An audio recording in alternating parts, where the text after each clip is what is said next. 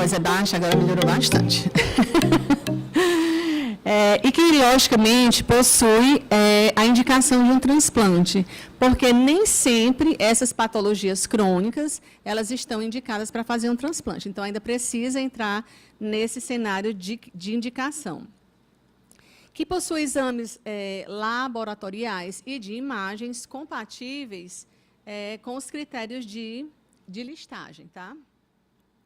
Então, quando a gente vai começar um transplante, a gente sempre olha assim, como é que tudo isso começa, né? Então, obviamente, essa pessoa procura uma assistência médica e ela vai passar por todo um critério de avaliação multidisciplinar, tá? Essa avaliação, ela tem uma avaliação médica, do enfermeiro, desconfigurou um pouquinho mais, ok, do nutricionista, do farmacêutico, da psicóloga, da assistente social, né? Então, assim, é um panorama bem complexo e só após passar por toda essa avaliação é que, finalmente, esse paciente pode ser listado para que seja liberado para... ele só pode ser listado quando ele é liberado por todos esses membros, tá? E o que é ser listado? Nem sempre quem está fazendo ou se preparando dentro de um ambulatório, ele já está apto para fazer o transplante. Então, ele precisa estar listado, precisa estar dentro do Sistema Nacional de Transplante para que ele possa ser chamado. Então, isso são vários exames que ele precisa fazer e, muitas vezes, esse paciente ele acha que está já listado, né? Porque ele está fazendo e se preparando dentro do âmbito ambulatorial, ele acha que já vai ser chamado a qualquer minuto, né? Mas não é assim, né? E aí a gente vai entender um pouquinho como é que tudo acontece até que ele chegue esse transplante, tá? Que já passei, acho que estou voltando. Estou voltando, viu? Só um minuto. E a gente, no ambulatório, a gente tem algumas coisas, né? Vou pegar um pouquinho aqui, porque hoje é do âmbito da enfermagem. Então, no ambulatório, essa articulação desses profissionais, que é necessário para todo, é necessário ver o aumento ponderal dele, como é que está a força motora dele, qual medicação ele toma. Então, é necessário toda essa articulação com todos esses profissionais. E aí, depois, a gente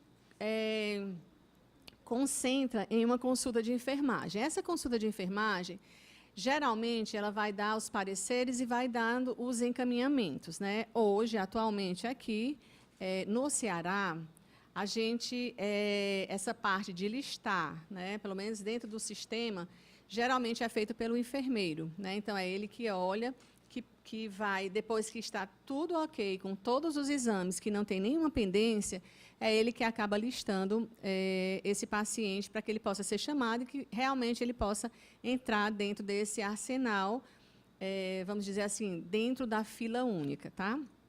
A gente vai falar um pouquinho como é essa fila única, porque essa fila única, ela difere para cada órgão que vai ser transplantado.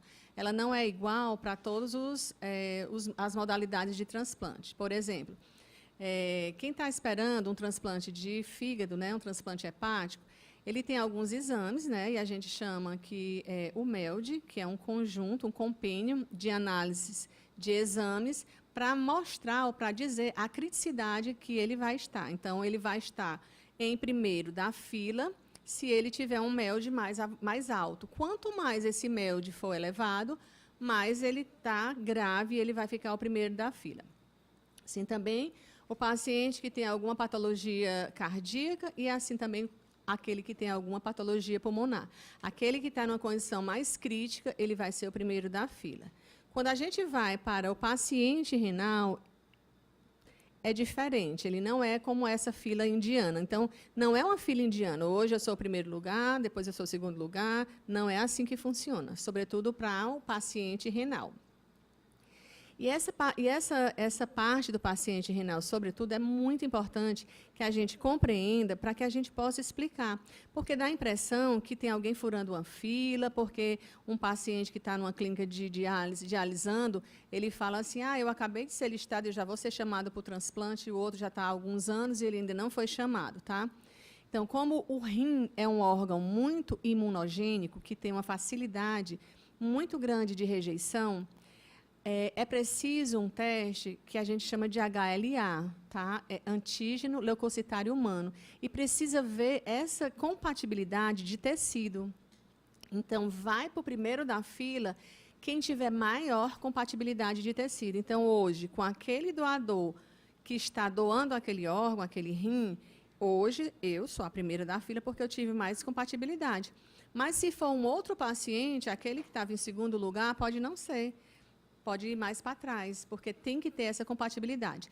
Então, aí você começa a ver como tem variações, como tem variáveis e como é complexo todo esse contexto, né? Mas ele é um contexto, assim, que a gente realmente se apaixona, né? Quando a gente vê, a gente acaba sendo quase que uma família toda, porque uma vez que esse paciente ele transplanta, ele sempre será o nosso paciente. Ele transplantou e a família vai só aumentando, aumentando, aumentando, né? Não tem como a gente sair, tá? Nessa consulta de enfermagem, nessa ilustração, é só para mostrar que a gente geralmente ilustra como é que vai ser os drenos, catéteres, né? Como é que vai ficar tudo isso inserido no paciente. E a gente tenta mostrar também com bonecos, né, para que fique mais visuado. No pré-transplante, de um formato geral para todos os transplantes, é informado no ambulatório o tipo de cirurgia, o tipo de anestesia, né? O pós-operatório vai se recuperar onde? Vai se recuperar numa UTI, numa unidade que tem transplante. Algumas unidades têm a unidade pós-operatória de alta complexidade, que já recebe o transplante diretamente dentro dessa unidade. Outras se recuperam dentro de uma UTI. Então, todo esse contexto ele é importante que seja dito, especialmente para os familiares que vão visitar essas pessoas que estão transplantadas, né?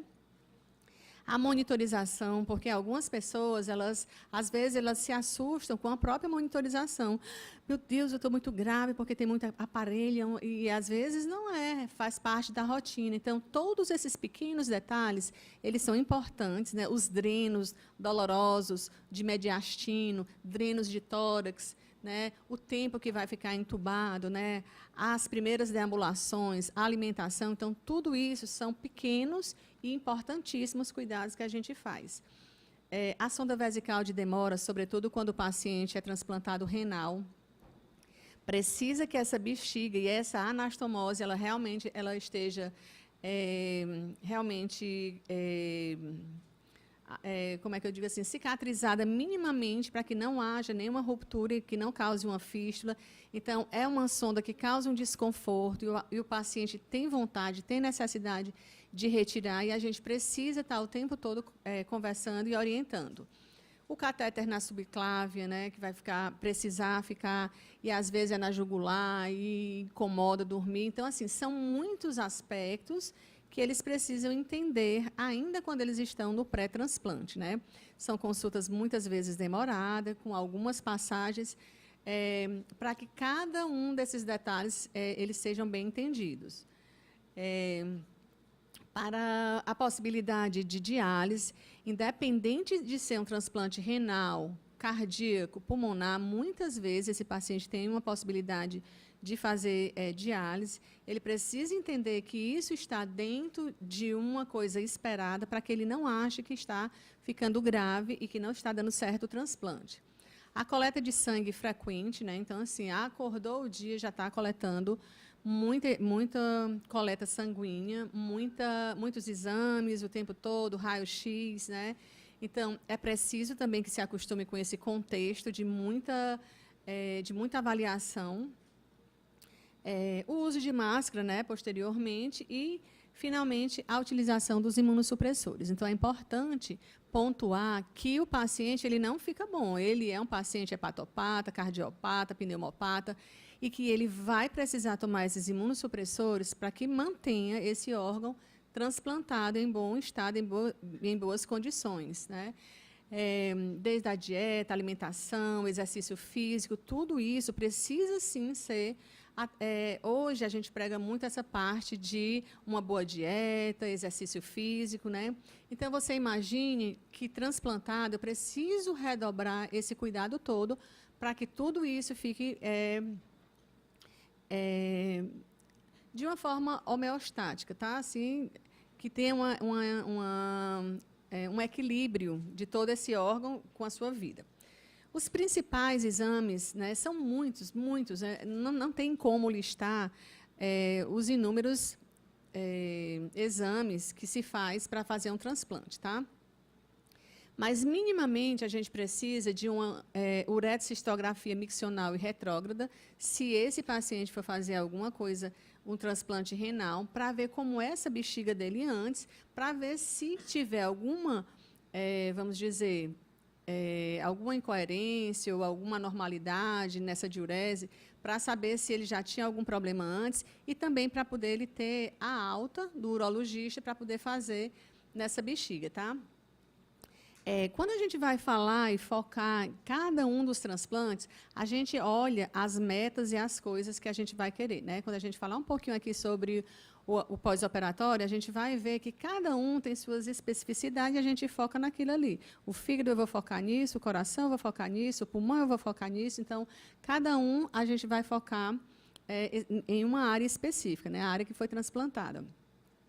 Raio-X frequente, ECG, ecocardiograma, raio-X de abdômen, ultrassom abdominal, endoscopia digestiva alta. Precisa saber se ele tem algum problema, se ele tem alguma gastrite, ou algum problema no estômago, porque vai precisar tomar muitos imunossupressores, para saber se vai precisar de um protetor gástrico. Então, tudo isso, todos os exames são muito importantes. A bioquímica, sorologia, né, PPD, exame de urina, né, dos mais simples aos mais complexos. Checar os medicamentos que ele toma previamente, orientações quanto ao estado geral no momento que ele vai estar indo para a cirurgia. E, gente, é tão complicado, né, porque quando o paciente, né, ele chega para nós estamos com uma adrenalina a 1000. Muita coisa acontecendo. Tem uma captação, um órgão. Aqui a gente está focando apenas no pré e no pós-operatório do paciente, eu já recebendo ele dentro da unidade. Mas existe uma articulação intensa de HLA, de centro cirúrgico, dos exames do paciente, das clínicas de hemodiálise. Então, é uma articulação intensa para que isso dê certo. E quando o paciente entra dentro da unidade, né, que muitas vezes ele é chamado para fazer o transplante, porque ele precisa também estar numa condição minimamente, vamos dizer assim, controlada para fazer um transplante, que nem sempre, né, às vezes ele está num estado crítico, às vezes ele já se encontra dentro de uma UTI quando vai precisar ir. Mas todo quando o paciente chega, nós estamos correndo contra o tempo de um órgão que está dentro de uma caixa térmica. Então, é tudo muito corrido em função desse tempo de isquemia, né? Então, isso é bem angustiante e a gente não consegue dar aquela atenção que a gente gostaria de dar para o paciente, porque estamos observando aquele órgão que precisa ser urgentemente enxertado. Então, assim, a gente também coloca no pré-operatório as orientações sobre os cuidados com a ferida, né, no pré, no pós-transplante, os critérios de urgência, em alguns casos, queima de acesso, né, precisa ter, são os critérios de urgência, limitar o número de visitas, né, as pessoas ficam ansiosas porque a pessoa transplantou, mas quanto mais visita se faz para a pessoa, mais risco, porque às vezes uma pessoa amanheceu espirrando, uma pessoa pode estar gripada, alguma coisa, então, assim, minimamente o número de visita em prol do paciente, né? Então, são muitos cuidados, muitos detalhes que são ditos dentro do ambulatório e são reforçados quando eles estão com a gente já na parte, né? E aí, finalmente, a inscrição no Sistema Nacional de Transplante, tá? Essa inscrição precisa que tudo esteja muito bem organizado. Ele precisa estar com todos os exames ok, saúde, quem vai cuidar, a parte da casa, se tem encanamento, se tem, como é essa parte, se convive com animais, como é toda essa história de vida social, familiar, para que ele possa manter esse órgão. Não adianta fazer todo esse cuidado, todo esse critério, porque aqui a gente está pulando toda uma etapa riquíssima de que alguém foi atrás dessa busca ativa desses órgãos, alguém fez muitos exames, alguém manteve esse potencial doador. E para cada transplante existe cuidados com esse potencial doador muito criterioso, para que esse órgão ele venha na melhor condição, porque afinal de contas nós vamos enxertar e implantar em uma outra pessoa. Então, todo esse cuidado ele precisa ser visto e analisado. Então, quando toda essa inscrição, todos esses exames, né, muitas vezes não se consegue fazer rapidamente todos pelo SUS, mas quando tudo isso está ok, então ele cai na mão do enfermeiro e o enfermeiro cadastra no Sistema Nacional de Transplante, né? Eu não sei como é a realidade do Hospital de Messejana, mas do Hospital das Clínicas e do Hospital Monte Clínico, né, e São Camilo, é o enfermeiro que ele acaba cadastrando. Por que que é o enfermeiro que acaba? Não por ser o enfermeiro, não por esse motivo, mas é tão sério essa senha, é a vida de uma pessoa, são os exames de uma pessoa. Aquele cadastro precisa... Quanto menos pessoas profissionais mexerem nesse cadastro, maior é o sucesso do chamamento e da inscrição dessa pessoa. Por quê? Porque se ficar muitas pessoas mexendo com essa senha, tu botou? Ah, não botei, eu esqueci, e isso não pode passar. Então, a gente tenta colocar uma só pessoa, então, em casos raros de férias, de doença, é que uma outra pessoa ela vai colocar essa pessoa, porque tem toda a vida, o histórico, né? Eu vou mostrar rapidamente só 2 telas para vocês verem como é. Então, por esse critério, né, em alguns centros ficou de responsabilidade de um enfermeiro, aquele que está cuidando do pré-transplante, né? Porque está cuidando do pré-transplante e ele que vai fazer esse cadastro para colocar. Porque se ele não fizer isso, a gente não chama, essa pessoa ainda não existe, tá? Então, aqui é o Sistema Nacional, né, de Transplante, e aqui você vai ver o nome, a idade, tem o grupo sanguíneo, tem...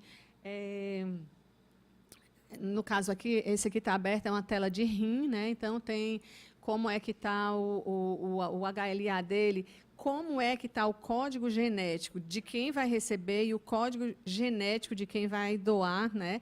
Que é isso que faz a pessoa ir o primeiro da fila, e isso, no caso do rim, que faz diminuir a quantidade de imunossupressor. Quanto mais você for compatível, menor você toma de imunossupressor, né?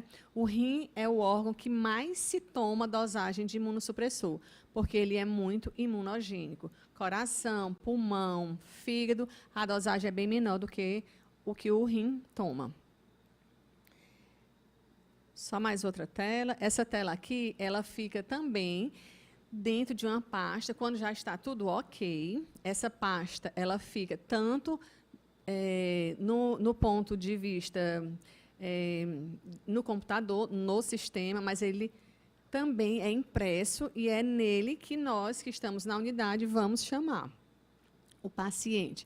O enfermeiro ele precisa entender minimamente de toda essa parte imunológica para saber se, por exemplo, um exemplo aqui, se você vai chamar uma pessoa que está muito longe, mas ela tem 90% de possibilidade de rejeitar, de ter um cross-match positivo, quer dizer, que já tem anticorpo pré-formado, você não vai tirar essa pessoa de madrugada da casa para fazer muitos exames e quando chegar esse exame dá positivo e essa pessoa não poder transplantar. Então, a gente deixa no stand-by e vai chamando para o centro. No entanto, se esse exame der ok, então se espera e essa pessoa vem, tá? Então, essa fila ela não é quebrada de forma nenhuma para colocar, ela é muito rigorosa. Muito rigorosa. É importante que vocês saibam, né? Eu tendo essa oportunidade de falar aqui, nesse rigor, de que se não quebra essa fila, cada paciente, Por exemplo, o paciente que estava no número 1, né, falando aqui no rim, porque coração, pulmão, fígado é muito tranquilo, só tem um paciente ou dois para fazer o transplante. Mas o rim nós temos 100 e tantas, 300 e tantas, 900 e tantas pessoas, e é importante entender como é que vai essa fila. Então, no coração, pulmão, é quem estiver mais grave, ele vai ser aquela pessoa que vai chamado. Mas como o rim não é, né, então a gente precisa entender toda essa logística e deixar isso tudo muito bem explicado. Então, se porventura o número 1 não foi chamado porque está doente, gripado, de algum formato desse, e você passa para o segundo lugar, essa ficha que você não chamou, acho que tem 2 lugares aqui ainda, no cantinho ali. Essa que você não chamou precisa estar justificada com a assinatura de um médico, dizendo que por que você não chamou o número 2, por que você não chamou o número 1. Tá? Então, isso aí é muito bem monitorado. E aqui, como eu havia falado, tudo corre nesse tempo de isquemia, né? Que é o tempo que não está mais acontecendo a irrigação do órgão. Já parou de bater o coração, todo o sangue do doador foi substituído por uma solução de preservação e agora já vinha a parte do acondicionamento. E cada órgão ele tem o seu tempo de isquemia, tem que ser feito de uma forma muito apressada. Por exemplo, quando a gente está na captação, se vai ter transplante cardíaco, o paciente, o receptor, já está dentro do centro cirúrgico e tem uma ligação e uma informação muito grande. Já está assim, já começamos a anestesia, já está... O coração é bom, o fígado é bom, porque já precisa ser muito rápido. No caso do rim, ele só vai ser transplantado com uma média de 12 horas, porque esse paciente precisa dialisar, e tem outros cuidados, exatamente porque ele é muito fácil de rejeitar. Precisa fazer muitos outros exames para saber se está tudo ok. Depois do tempo de isquemia, nós temos aqui a captação de órgãos e o acondicionamento do órgão. Então, correndo, né, em função desse órgão que está ali dentro daquela caixa térmica, para que faça. Quanto mais rápido esse transplante for realizado, melhor para o receptor. Então, por isso, essa adrenalina também dentro da equipe, correndo contra o tempo. Né? E nessa corrida, muitas vezes... É provável que se dê pouca atenção. Né? Às vezes eu vejo algumas situações que eu reflito, tipo assim, o paciente chega, o bracinho dele estendido aqui para colher sangue, quem não fica nervoso e quem não vai olhar para o braço? Já está aqui, já está outra pessoa fazendo aqui, já está pingando um colírio, já está botando um comprimido na boca, já está botando uma touca na cabeça. Então, assim, tudo em prol dessa rapidez. E aqui a gente vai falar um pouquinho assim, de alguns dos transplantes, né, dessas especificidades de algum desses transplantes. Tá? E aqui, o que é que eu queria colocar aqui para que a gente possa também entender e sair disso daqui? Cada transplante, o que foi que a gente falou lá no início? Que são pessoas com doenças crônicas terminais. Isso significa o quê? Isso fala muito para nós. Por quê? Quando um paciente está numa doença crônica terminal, muita coisa da vida diária dele ele deixou de fazer, muita coisa.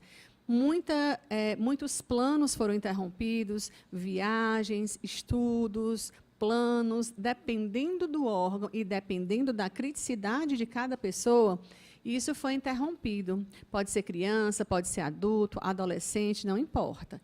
Mas nós precisamos entender que nós, profissionais, que vamos recebê-los, que eles podem, alguns deles, trazerem consigo revolta, e às vezes pode soltar em você. São muitas coisas, muitas frustrações em alguns aspectos que eles podem colocar em você, e outros não, tranquilos. Né? Então, isso vai ser de cada pessoa, de cada indivíduo. O que você não pode fazer é se trocar, responder, como se fosse uma pessoa, um paciente ou qualquer outra pessoa normal. Né? Então, nós precisamos ter essa maturidade para que a gente acolha nesse formato. Não é incomum às vezes, né, eu trabalho na UTI de transplante, e, às vezes, a gente escuta em outras UTIs, a UTI de vocês mima muito os pacientes, faz tudo o que eles querem, é tudo no tempo e na hora. Quando eles vão para os outros locais, a gente fica tudo mal acostumado. Não é isso, né? Então, assim, e os outros pacientes que chegam na nossa UTI dizem, nossa, eu nunca fui tão bem tratado. Então, tem alguma incoerência aí, né? Todos deveriam ser muito bem tratados e a gente simplesmente consegue enxergar. Veja bem aqui um transplante renal. Tu olha só a hora, assim, que às vezes eu me perco, viu, na conversa. Eita, vou dar uma corrida. Quando a gente vai olhar um paciente desse renal, tá? Embora seja simples do ponto de vista dos outros transplantes, porque esse paciente ele tem uma máquina que ele consegue fazer, de qualquer forma, substituir essa função do rim, e ele vive numa condição, vamos dizer assim, de saúde um pouco melhor do que um paciente que vai estar esperando um coração, que não consegue respirar, não consegue andar, e tem muitas limitações, ou um transplante pulmonar. Mas esse paciente, ele também tem uma vida muito sofrida, né? Porque ele não tem uma vida, ele está aqui nesses acessos vasculares, ele precisa estar nas clínicas de hemodiálise. Então, assim, tem todo um histórico relacionado com esse paciente, né? Relacionamento, às vezes acontece separação, então tem um histórico social também muito envolvido com esse paciente, né? E quando o rim transplanta, que ele precisa fazer diálise, ou que o transplante não dá certo, então dobre aí essa revolta, né? Porque a pessoa chegou, transplantou e não deu certo. Então, nós, principalmente os enfermeiros que ficam muito próximos dos pacientes, precisamos ter essa cabeça, transcender, olhar esse paciente de uma forma holística, com toda a trajetória dele, todo o problema. E não olhar só aquele transplante de rim, porque o paciente é muito mais do que isso, tá? Aqui só a título de curiosidade, o paciente que transplanta, o transplante ele é um transplante heterotópico, ou seja, não se tira o enxerto para colocar outro, ele vai ficar com 3 rins. Se for outro transplante, 4 rins e outros 5 rins, né? Então, assim, ele vai ficar com 3 rins, só que 2 rins não funcionam, né? Eles já não funcionavam, eles ficam murchinhos, mas ele vai ficar com 3 rins. O enxerto é na fossa ilíaca, geralmente na direita, a não ser que seja retransplante, que vai para a fossa ilíaca esquerda. Essa é a modalidade de terapia substitutiva do transplante renal. E aqui o que ele fazia antes, né? Na clínica de hemodiálise, na terapia substitutiva, que ele tem essa possibilidade de fazer a diálise, ou a peritoneal ou a hemodiálise. Nos outros transplantes, eles se tornam muito graves, né? Que bom que não são muito imunogênicos e que não rejeitam com tanta facilidade, porque não tem uma máquina que possa fazer o que a máquina de hemodiálise faz com o rim. Tá? Aqui o transplante hepático, né? Uma cirurgia. Esse rim que está acima é um rim cirrótico, né? Por vários motivos, pode ser por álcool, pode ser por NASH, pode ser por hepatite autoimune, hepatite B, né? C, né? Então, tem muitos motivos que para nós não importa. Importa que é um paciente que precisa, sim, fazer um transplante. Embaixo, um rim, o fígado de um doador, acima a cicatriz que geralmente fica nesse paciente. Tá? Paciente do transplante hepático, quando a gente vai ver a história, como a gente foi ver aquela história do paciente renal, são extremamente limitados, né? Então, eles têm ascite, eles já têm uma circulação colateral. Por que tem essa circulação colateral? Porque a circulação dele está toda comprometida. Então, o organismo, muito sabiamente, começa a fazer essa circulação colateral para poder irrigar e começar a fazer os nutrientes. São extremamente emagrecidos, são desnutridos, né? Então, facilmente, eles fazem úlcera por pressão. Para o enfermeiro que está cuidando de um paciente desse acamado, precisamos induzir diarreia no paciente para que ele tire a encefalopatia, né, que essa amônia saia nas fezes. E isso gera muito trabalho para a equipe de enfermagem, porque é banho no leito, troca de fralda, né? Então, são demandas muito grandes. E aí ele se vê nessa condição, com icterícia, com plaquetopenia, são pacientes que sangram demais, né, muito mesmo. E porque sangram muito, né, porque mexe nesse fator de coagulação que o fígado é responsável, não se pode fazer no testemunho de Jeová. Pelo menos até hoje não, pela quantidade de sangue que se vai colocar. Já o transplante renal pode, porque já não sangra muito e não é esse o fator do transplante renal. Mas o fígado, como ele sangra por excelência, e vai sim ser preciso tomar muita plaqueta, muito plasma, né? Então, eu desconheço, né? Que tem, pelo menos aqui na nossa realidade, não.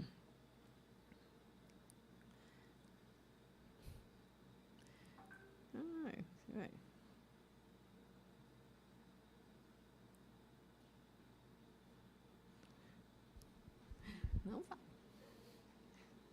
Deixa eu ver aqui onde é que ele estava. Quando a gente enxerga, né? É ótimo. Tá. O transplante pulmonar, né? A gente é um transplante que são poucos que acontecem aqui. Critério, desde que você vai pegar um doador para um transplante pulmonar, já é cercado de muitos cuidados. Imagine que uma pessoa que vai ser um potencial doador, ele vai estar entubado, lógico, né? Está num coma aperceptivo 3, numa condição, numa escala 3. Então, precisa fazer exames para ver como é que está essa condição do pulmão. E, dentre eles, os transplantes, é o que mais facilmente ele pega uma infecção, porque, dentre esses órgãos transplantados, é o que fica do lado de fora, né? Você respira, ou seja, o fígado está aqui dentro da cavidade abdominal, todos eles estão dentro da cavidade abdominal, mas o pulmão, né, você está respirando. Então, assim, são desafiadores. A gente tem aqui um baqueteamento de digitais, né, pelo sofrimento que ele tem. É uma característica das unhas deles, né, de tanta privação de oxigênio e uma vida muito limitada, né? E aí realmente precisa ser um transplante, porque já não dá mais para sobreviver sem o oxigênio, né? E são coisas muito pequenas, viu, gente? Tanto o cardíaco como o pulmonar são coisas de movimentar o corpo, tá? Então, às vezes, não tem condição. O paciente ele chega numa condição que ele não consegue se virar, só nem falar. Às vezes, nem falar ele consegue fazer. Tá? E aí tem uma outra coisa também que é agravante, que eles são emagrecidos, né? E muita náusea e muito vômito. Vomitam demais.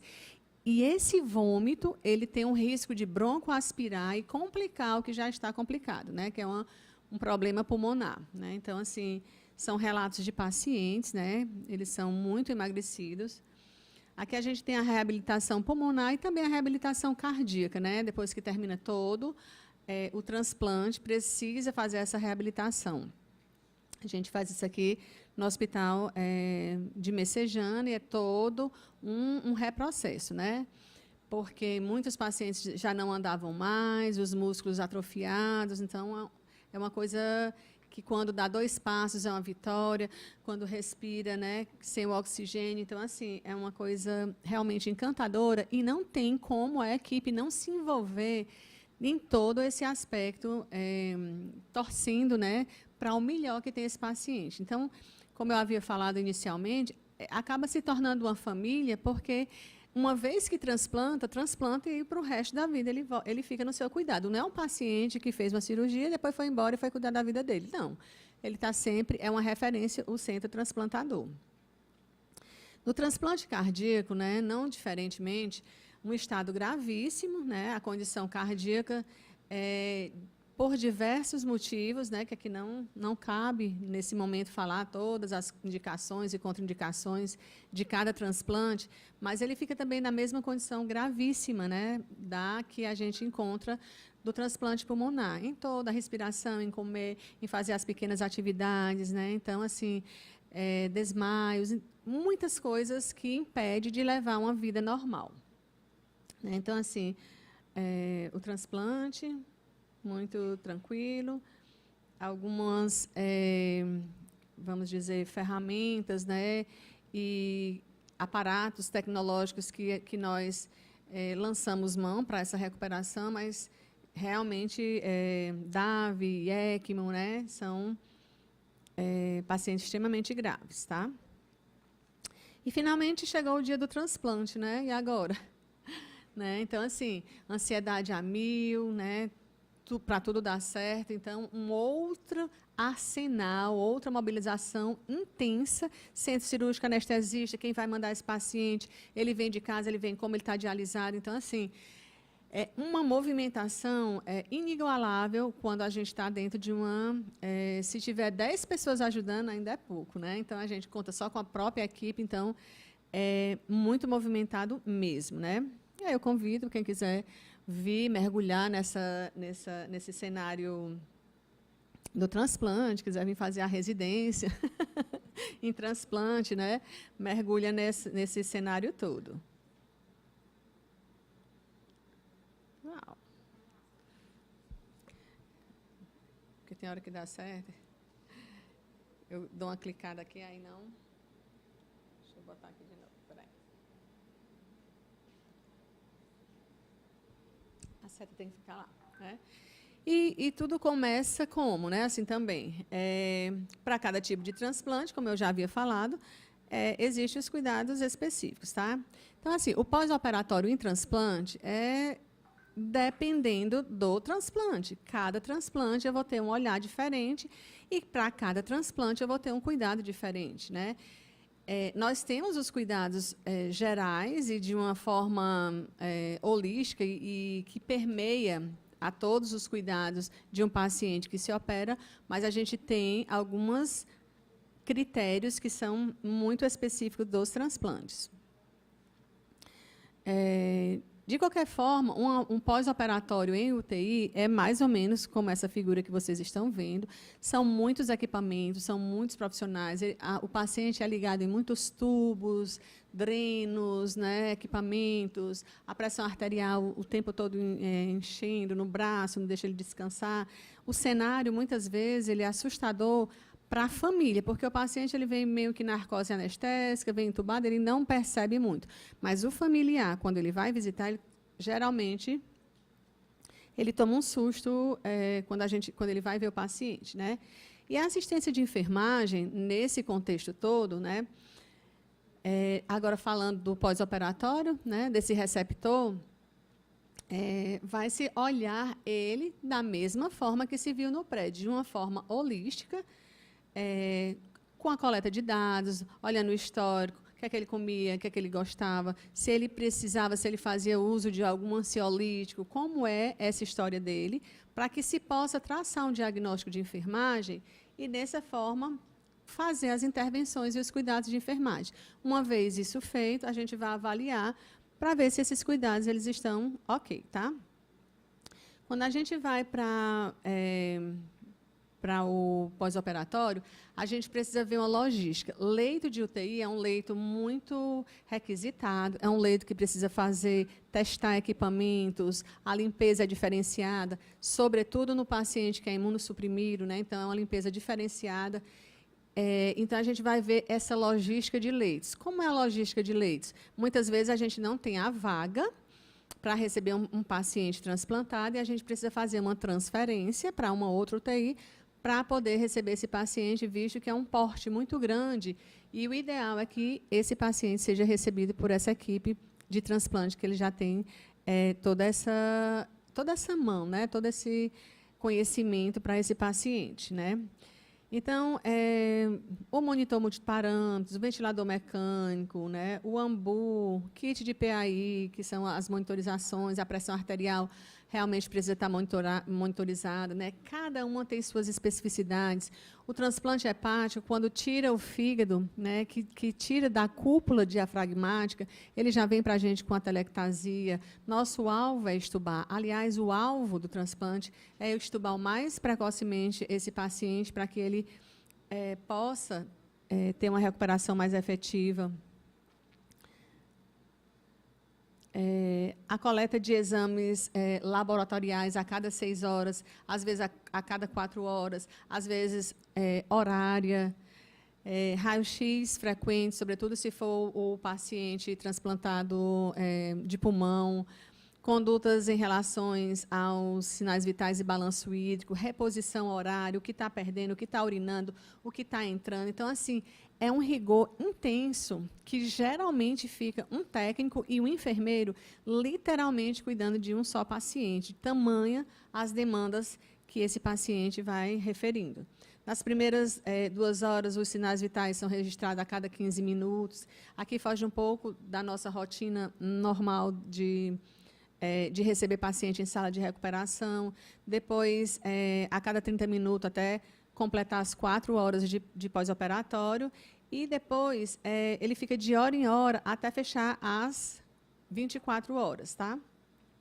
E a cada hora é verificado a glicemia, o débito cardíaco, o dreno, o que entra, o que sai no balanço hídrico, independente de qualquer que seja esse transplante, né? Então, vocês que estão transplantados aí, né, deram muito trabalho, mas que maravilha. Olha, não imaginam como, para nós que trabalhamos, porque nós damos o sangue desde a hora de buscar esse órgão para vocês, a captação, o centro cirúrgico.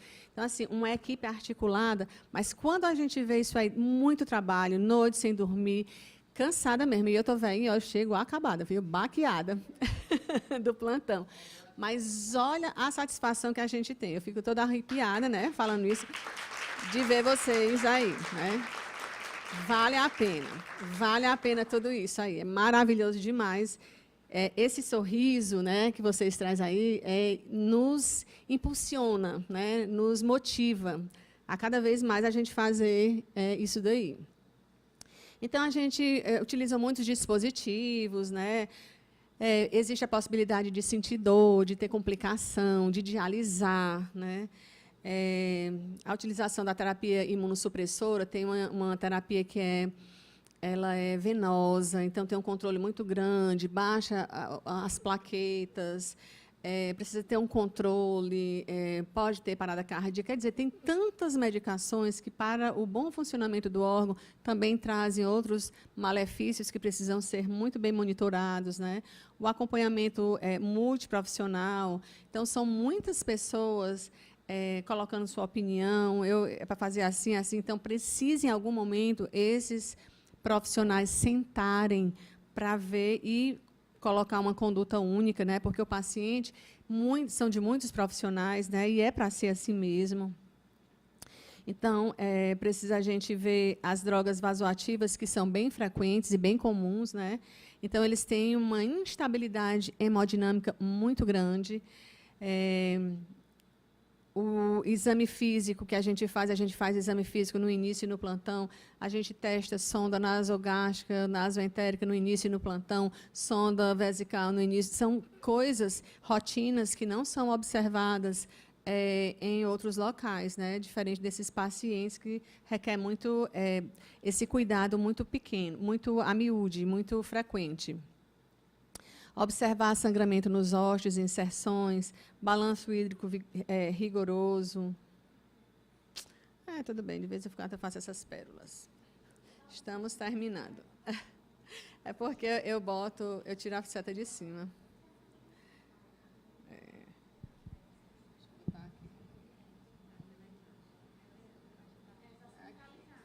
Vou puxar para cá.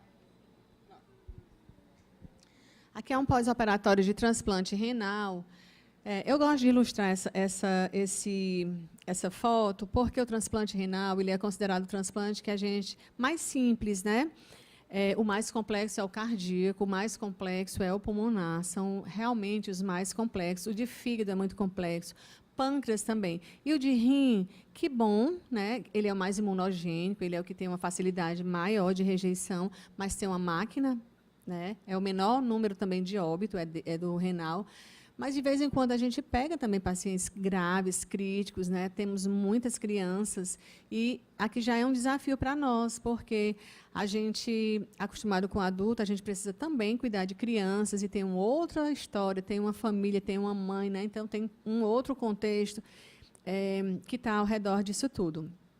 Então, esses pacientes, eles desprendem muito cuidado, né? Porque eles se desestabilizam muito rapidamente. Então, a gente praticamente não sai da beira-leito dele, né? Seja qualquer um dos transplantes, nesse pós-operatório imediato, é de um cuidado intenso que a gente fica dentro com eles, né? Aqui é um paciente transplantado de pulmão, que já está indo para a enfermaria, né? E cheio de coisas também, de novidades, assim como o paciente também, né, o que faz o transplante cardíaco, o pulmonar, ele vai ficar alguns dias entubado, e é uma intubação que foge à nossa realidade, porque ele vai sentar, vai ficar orientado, vai ficar consciente, e não pode ainda tirar esse tubo, tem muito desconforto, então, assim, ele tem muito medo quando vai tirar, pela primeira vez que vai respirar, sem nenhum aporte de oxigênio, né, então... É muito interessante. E a gente também fica assim, bem aflito, porque precisa que dê tudo isso, que dê tudo certo, né? Paciente cardíaco, né? Então, assim, aquele ECMO que às vezes precisa, né? Dar, é muito grande, todo aquele sangue saindo. E alguns pacientes precisam também fazer a hemodiálise, né? Para ajudar, enfim. Todo esse aparato desse transplante requer, né? Requer muita dedicação, requer muito estudo. Aí eu digo uma coisa para vocês: se não gostar de estudar, não é o lugar certo, tá? Porque o enfermeiro precisa estudar bastante, não só o enfermeiro, todos os profissionais, né? Aqui a gente tem residentes, né? Também, que a gente está aqui nessa plateia, e eles sabem como precisam estudar em todas as áreas que eles vão atuar, porque tudo ele flui, né? Como se fosse num funil, para o bem-estar do paciente. Então, tudo o que se faz é para a melhor recuperação do paciente, tá? E é isso, gente, tá?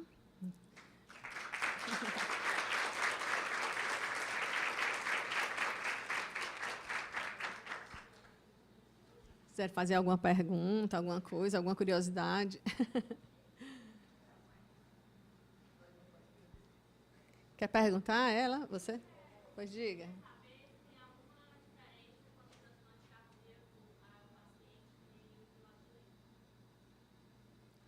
Não, não tem. Não tem, porque ele vai substituir o órgão todo, não vai ser só uma parte. Né? Assim não tem. O que vai ter a diferença é a condição clínica dele, que ele vai colocar. Né? Então, assim, para cada um dos transplantes, a sua condição clínica, quando você vai transplantar, como é que você estava.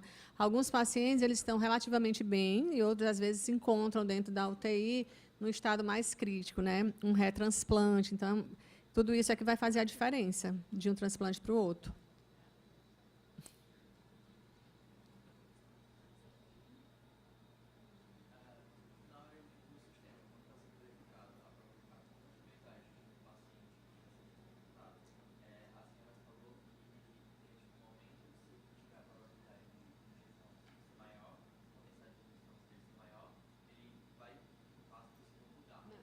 Deixa eu explicar. Isso aqui precisa ser bem explicado. Não é assim, não. Ele não vai para o segundo lugar, é assim. A fila ela é única, certo? Nós temos o PRA, painel reativo de anticorpo. É uma parte da imunologia que ela é um pouquinho complexa. Cada paciente ele tem seu painel reativo de anticorpo. Então, existem pessoas que têm um painel reativo de anticorpo de 100%, ou seja, 100% de quem quer que for fazer aquela doação, ele vai rejeitar. Existem pacientes que têm uma probabilidade de 90%. Né? Então, quando está 90%, ele tem 90%. Quem é que é a Coca-Cola para transplantar? Quem tem painel zero, porque não tem nenhum anticorpo pré-formado quando aquele órgão chegar ali dentro, certo? Nesse segundo lugar que eu estou falando, é o que a gente chama na investida. Nós chamamos 2 pessoas para a unidade.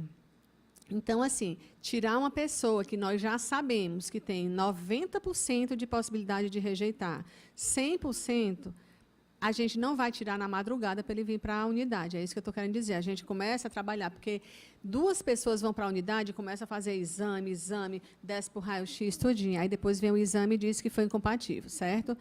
Independente disso daí, o exame dele está correndo, porque ele já tem isso lá no Hemose. A gente vai ver o resultado dele. Se o resultado dele vier ok, é que a gente chama. Era só nisso que eu estava querendo dizer. Ele permanece no primeiro lugar. É porque a nossa experiência já sabe que ele não vai colocar. Ou então, quando ele mora no interior, mora muito longe, precisa pegar um avião, a gente também explica essa possibilidade. A pessoa quiser, né, vir, mas é nesse aspecto. Ninguém sai do lugar da fila, não, viu? Ela fica permanente. É só em questão de investida, para que essa pessoa... É muito frustrante, né? Porque essa pessoa ela é chamada toda doação. Ele, coitadinho, vai, né? E aí, a outra pergunta que você não fez, mas eu vou explicar. E o que é que faz para essa pessoa transplantar? Precisa dessensibilizar, entende? Fazer um tratamento para dessensibilizar, para tirar esses anticorpos. Faz com plasmaférese, trocando o plasma dele, paciente, por albumina, para tirar esses anticorpos, para que ele consiga baixar esse painel dele, para ele poder transplantar, né? Nesse tratamento, aí ele consegue. E isso é o que faz uma pessoa, às vezes, demorar muitos anos na fila, não transplantar, e outros que vêm com um painel zero, né? E já está pronto, né? Quanto mais tempo de hemodiálise o paciente faz, mais ele vai adquirindo muitas coisas, né? Obrigada. Tá bom. Oi.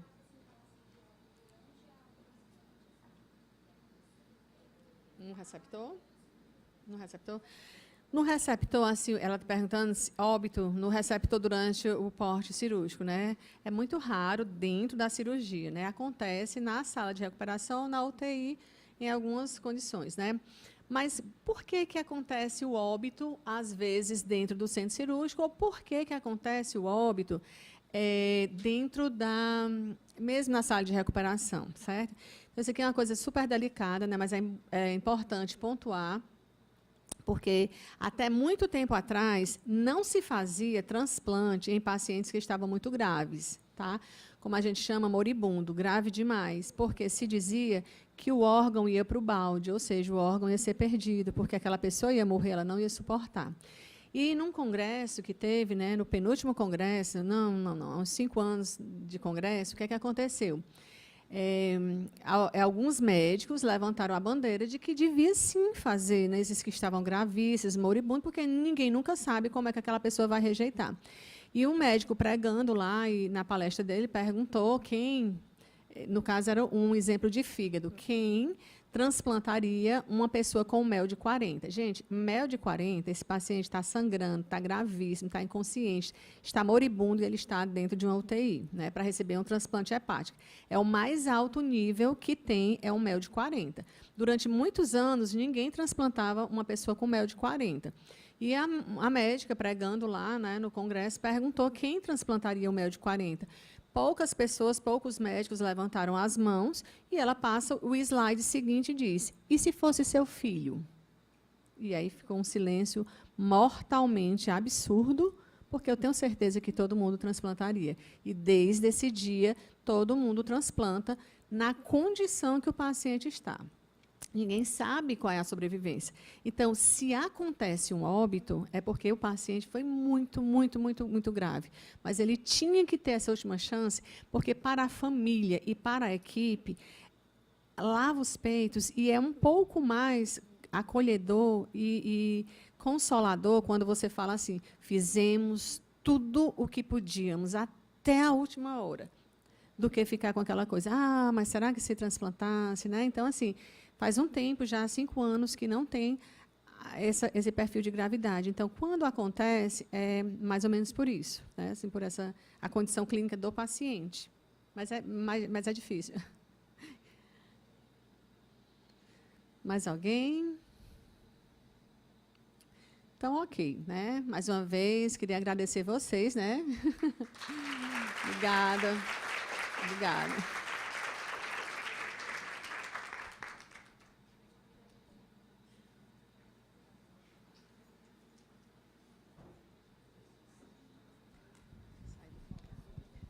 Oi, gente, bom dia.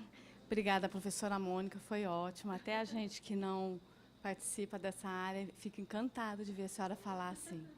Gente, todo mundo aqui assinou a lista de presença, então eu vou pedir para a professora Mônica me ajudar a fazer um sorteio de 3 blusas da DOI para vocês, tá bom? A lista vai ser encaminhada para ela, para depois ter a certificação da presença de vocês, tá bom?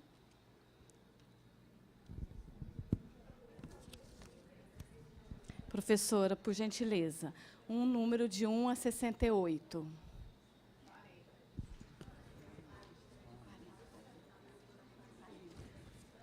40. Pode dizer aqui, professora. Lúcia. Espera aí. Adriano, estou sem óculos. Aqui. O nome está bem complicadinho. Acho que é Laisa Analu. Acho que Está bem pequenininha a letra. Pronto, pode entregar uma blusa para ela, por gentileza.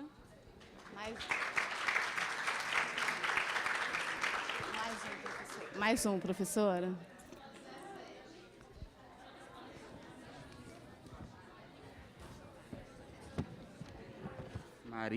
Maria Jéssica Cavalcante da Silva.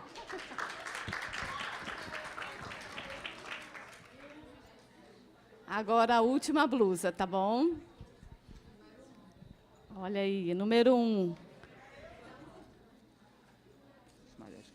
Miriam dos Santos Soares. Gente, muito obrigada. Pode vir pegar sua blusa. Só para lembrar vocês aqui, hoje à tarde, de 17h30 a 18h, nós teremos uma ação aqui no CC. Nós vamos entregar um desenho da blusa. Os 100 desenhos pintados e postados no feed, marcando a Unifor Comunica, ganha uma blusa também. Então, conto com a presença de vocês. Muito obrigada. O menor pássaro do mundo é o beija-flor, mas seu tamanho singelo contrasta com os campos quilométricos que ele ajuda a florir. Às vezes, só precisamos ser assim, fazer um gesto de solidariedade e salvar vidas, muitas vidas. Informe a sua família o nobre desejo de ser doador e doe de coração. Uma campanha para a doação de órgãos, iniciativa da Fundação Edson Queiroz.